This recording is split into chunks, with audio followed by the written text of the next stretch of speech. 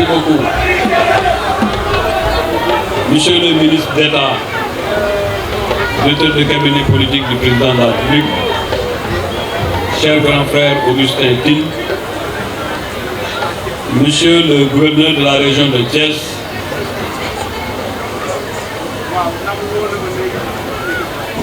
honorables élus nationaux de la région de Thiès, parmi les élus nationaux, j'aimerais bien distinguer mon jeune frère et ami Abdou, président de la commission des lois,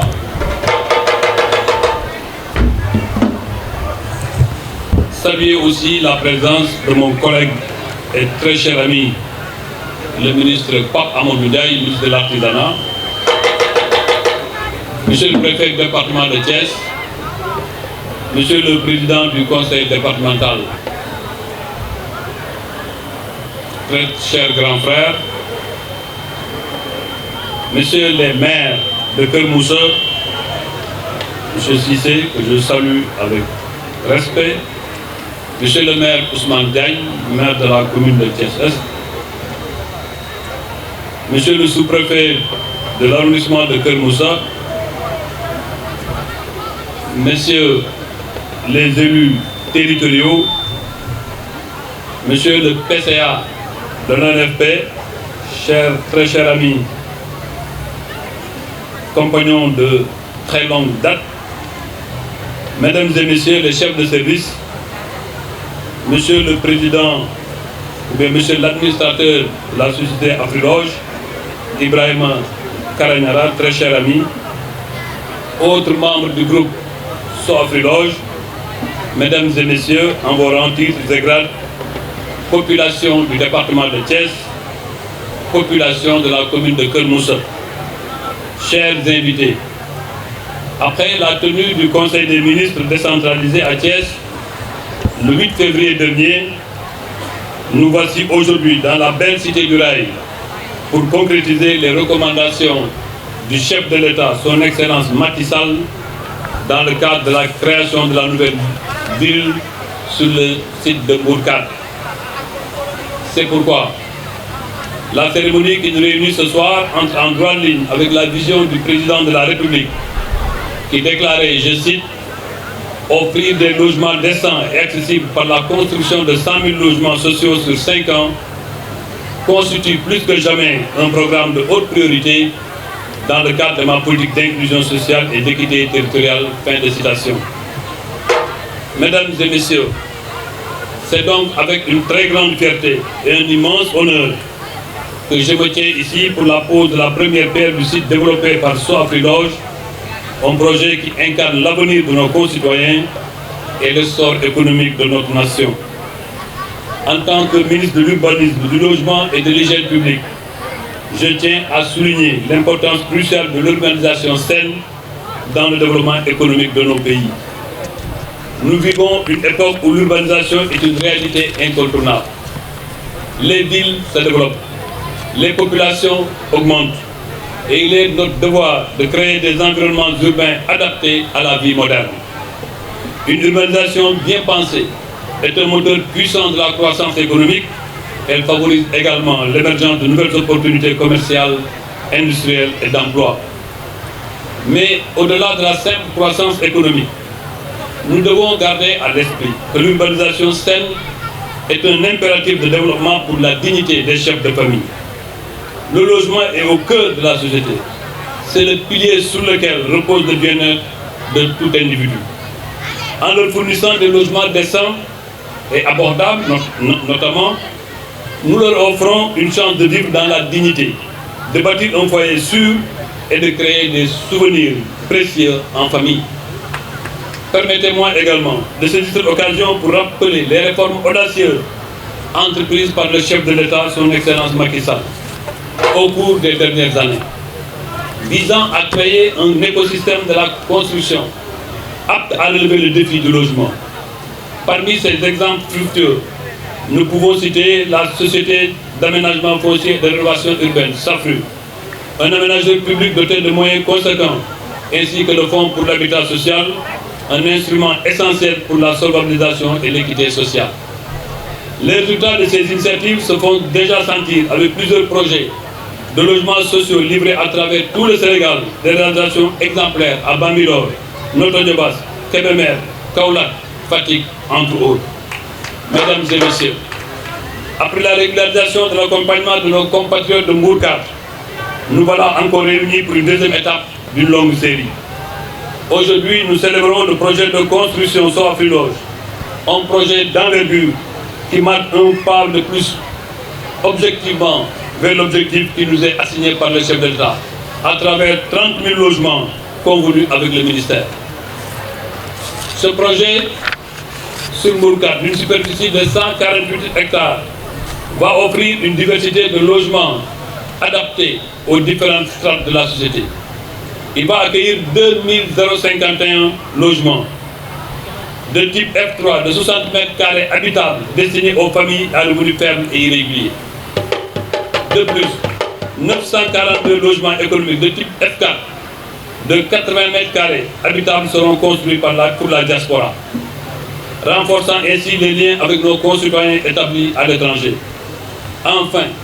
731 logements de standing de type F5 de 163 mètres carrés habitables seront érigés pour la classe moyenne, leur offrant un cadre de vie à la hauteur de leurs aspirations. Outre les logements, il va offrir également un cadre de vie exceptionnel avec ses occupants, avec ses espaces verts et places publiques totalisant 23 075 mètres carrés, ses réserves de parking, ses équipements scolaires, commerciaux, médicaux, sportifs, administratifs et culturels. Le projet sera un véritable modèle de vie urbaine équilibré. Je tiens à souligner que ce projet a été pensé avec soin pour s'intégrer harmonieusement dans un environnement géographique. Sa proximité avec l'aéroport international Blaise Diagne et l'autoroute de Thiès facilitera les déplacements et renforcera les connexions entre les régions de Dakar et de Thiès, matérialisant ainsi la vision futuriste et économique du triangle Dakar-Thiès-Mbour. La sécurité des habitants est également une priorité, avec la conception des logements répondant aux normes de sécurité les plus élevées, permettant l'isolement des structures de chaque logement. Enfin, j'aimerais mettre en avant l'engagement de la société dans la réalisation de ce projet. J'adresse ainsi mes vifs remerciements à Soafri-Loge à travers son administrateur Ibrahima Karagnara et à tous les partenaires qui ont accepté de s'engager. En outre, l'emploi des ouvriers locaux pour la construction de ces logements témoigne de leur volonté de participer activement au développement de notre nation et d'œuvrer pour un avenir meilleur pour tous. Mesdames et messieurs, en conclusion, cette cérémonie de pose de première pierre marque le début d'une nouvelle ère pour nos concitoyens. Elle incarne l'engagement du gouvernement et de son Excellence M. Macky Sall, président de la République, à fournir un logement digne à chaque famille sénégalaise, tout en favorisant un développement économique pérenne grâce à une climatisation aboutie. Dans ce cadre, prochainement, nous nous retrouvons pour encore lancer d'autres projets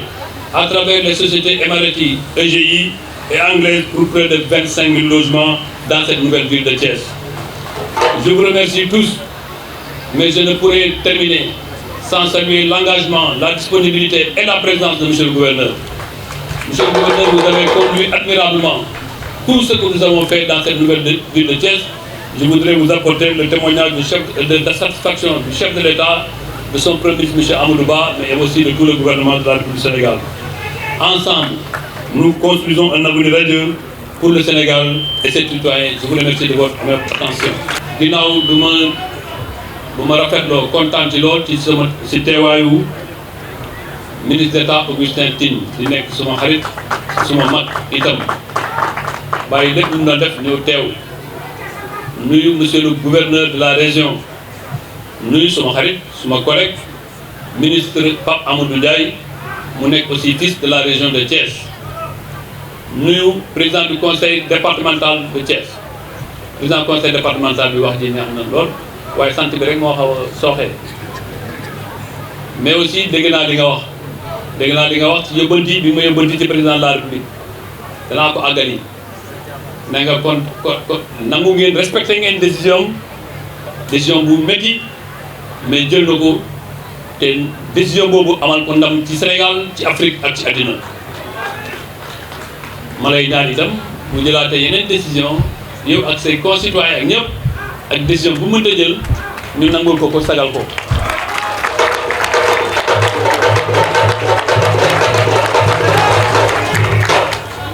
may nuyu suma xarit suma rak mais suma rak boo xaw a tërit itam président Abdou Mbow nga xam ni c'est un compagnonnage de plus de 25 ans ñu ngi nekk ensemble su ma saluer Abdou Mbow saluer suma xarit Massali Massali nga xam ne nag moom dañu yàgg bu yàggee nag li ma ñëwee il faut ma jukki leen ñoom ñaar par une sorte de vieux compagnon de lutte ma nuyu maire yi fi teew yëpp jiital ci maire Kër Moussa dégg naa kaddu yu mu wax yëpp kaddu yu rafet kaddu yu ma dégg itam ci wolof nag naa la ton mais danaa ci ñëwaat nuyu itam maire yi yeneen maire yu bàyyi seen liggéey yëpp mooy représentant maire de la commune de Thiès suma xarit Babacar Diop yónni na fi représentant mais aussi nuyu le maire de Thiès Est du suñu xarit Ousmane Diagne di rafetlu teewaayam fii xam ni réew ak république ñëpp ko bokk. ma nuyu itam directeur généraux yi fi teew yëpp ma joxe ci Abdoulaye Dieye xam ne mooy maire directeur général AIBD te muy nekk doomu Thiès. monsieur le maire de Kër Moussa dégg naa li nga wax ci concertation bi en tout cas wax nga dëgg moom d'accord naa ak yow entièrement te loolu itam la ñu président digal ñun ministres yi loolu la digal directeur généraux yi loolu la digal bépp ndawalam bu mu yónni fenn ci réew mi mënuñu def table rase c'est vrai nag ak dëkkandoo dañ leen ko jox waaw bu ñu waxante dëgg rek ak dëkkandoo dañ leen ko jox waaye fii moom forêt classée la woon waaye yéen a nekk à côté bu ngeen nekkee à côté ñu jox leen seen àq ba mu mat sëkk duñ fi jël kenn ci liggéey te mu am li ko mën ci Kër Moussa loolu moom na leer. du ma c'est pas parce que man maa ngi gisul man dinaa jëli ay doomu Kaffrine ñëw toog fi ñu liggéey fi ou bien doomu Mbour ou bien doomu feneen Kër Moussa la d'abord bu ñu paree nag bu ngeen amul leen ni ñu dem wuti feneen kon nag loolu danañ ci am du am benn jafe-jafe et kii waxal société bi wax na sànq ni loolu dégg na la danañ ko def bu soobee Yàlla leneen li mooy lépp luñ fiy def war nañ ko waxtaan ak yi loolu nag maa ngi koy fàttali directeur général de l'urbanisme bu fekkee ni mu ngi fi lépp luñ fiy def ci ZAC en tout cas loolu mooy bëgg-bëggu président de la République loolu itam man li président bëgg man ci loolu laa taxaw dafa ne lépp nañ ko def ci concertation kon directeur général de l'urbanisme bu lay dégg bu fekkee loolu amul woon nañ ko soppi li ngeen xalaat ñu dugal ko ci suñu projet yi loolu itam maa ngi koy wax directeur général de l'habitat et de la construction muy Amadou Thiam mu teew fi di ko wax itam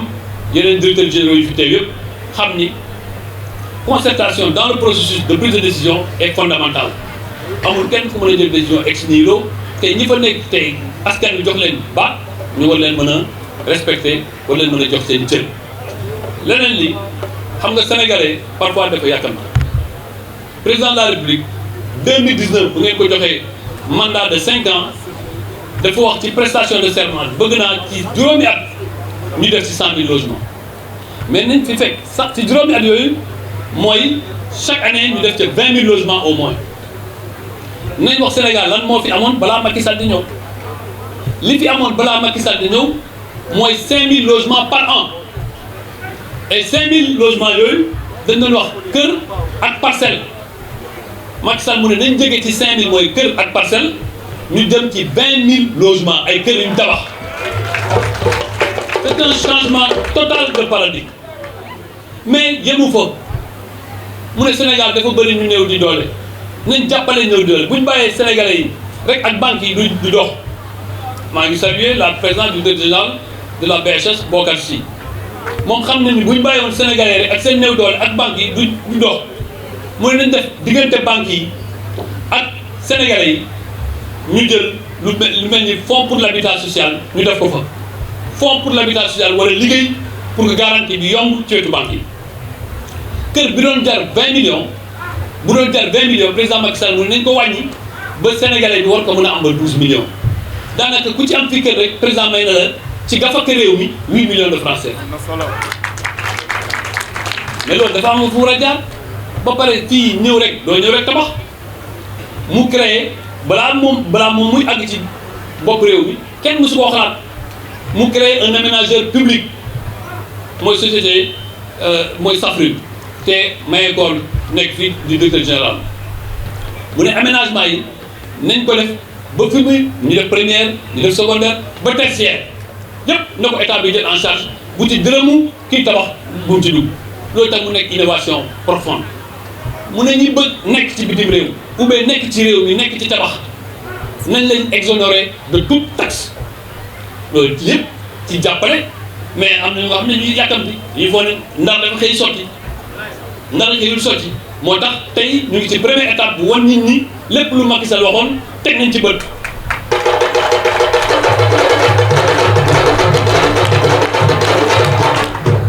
plus de 23 conventions signé nañ ko ak Sénégal biñ gisee ni tànk bi barul président mu ne na ngeen ubbeeku aussi si suñu partenaires africains ak internationaux loolu moo fi indi suñu xarit yi di suñu waa Sow Afriloge ma leen di gërëm di leen sant ñoom ñu war a def 30 000 logements ci réew mi 30 000 logements yi ci 30 000 logements yi fii ci nouvelle ville de Thiès ñoom war nañ fi def 2500 logements fii ci nouvelle ville de Thiès kon xam ngeen ni tëral nañ Thiès ci li ñu def ñeneen ñaari yeneen société ku ci nekk war na am au moins 25 000 logements yu nga xam ne ci ay semaines yu néew danañ ko lancé comme ni ñu ko lancé fii ci biir Thiès ak ci biir Sénégal kon la réalité du projet 100 000 logements c'est le nez sur le visage c'est une réalité tangible et loolu moo nekk li nga xam ni président mënoon na wax ni nekkatuma ci élection man suma bopp pare naa ci kon mënoon naa croiser les bras mais li ma def nii Thiès moo ma jox ndigal moo ma accéléré ne ma dama bëgg nga dem commencer luy nouvelle ville de Thiès ñu gis ko.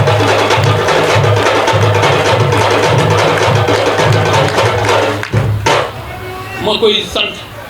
di ko gërëm du ma tay di ko sant di ko gërëm ci confiance am à côté de lui gën nañu jàng luy état gën nañu jàng luy servir la République gën nañu jàng lañ mooy nekk au service de sa population. Cet homme-là restera dans le cœur des Sénégalais autant que le Sénégal existera. Et c'est pourquoi maa ngi saluer li ma fi gis ci mobilisation man dama foogoon ne dañu ñëw def lancement commencé démarrer ñu dem mais gis naa engagement population Kër Moussa gis naa jàppale Kër Moussa féliciter le collectif de Mourkat parce que nit ñu defal la dara nga ne jaajëf loolu dafa xaw a jafe léegi Sénégal da ngay def ba sonn ñu ne defoo dara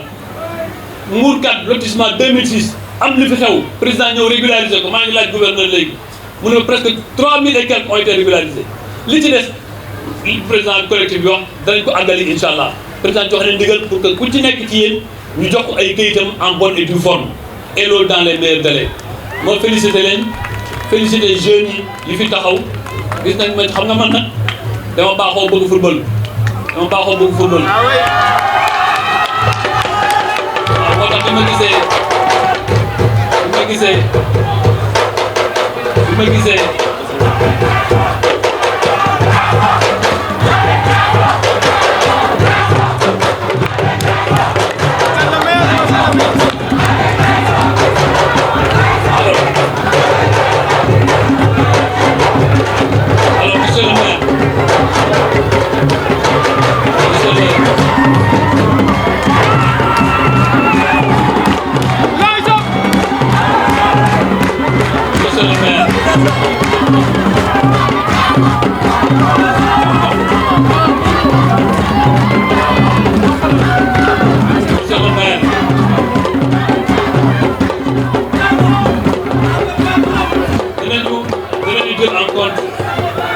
dinañu jël en compte doléances yi fi posé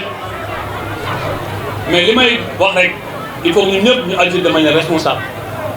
xam ne réew mi ëllëgëm ñu ñoo ko bokk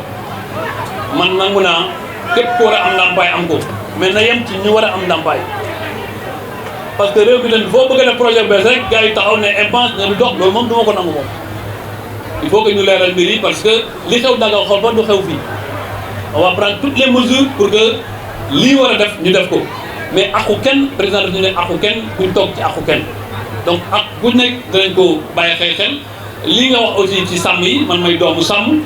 danaa ci bàyyi xel bu baax ba li nga xam ni seen i doléance ñu mën koo jël en charge ASC ñaari ASC nag yu nekk ci collectif bu Mbourkat bi ku ci nekk man ci sama poste bopp naa leen jàppale ci seen nawetaanu ren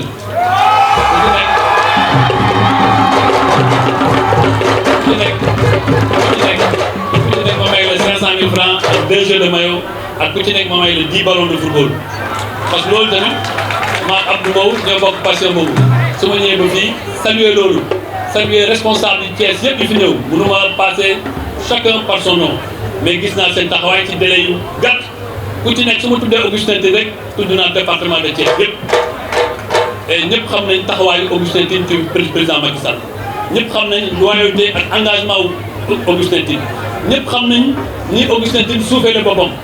Augustin Tine bu toogee fi rek jàpp naa ni responsable yëpp teew nañu fi ma nuyu ñëpp saluer ñëpp féliciter l'administration territoriale à la tête de laquelle il y a le brillant gouverneur mon grand frère Badara Mbengue. Je vous remercie de votre attention.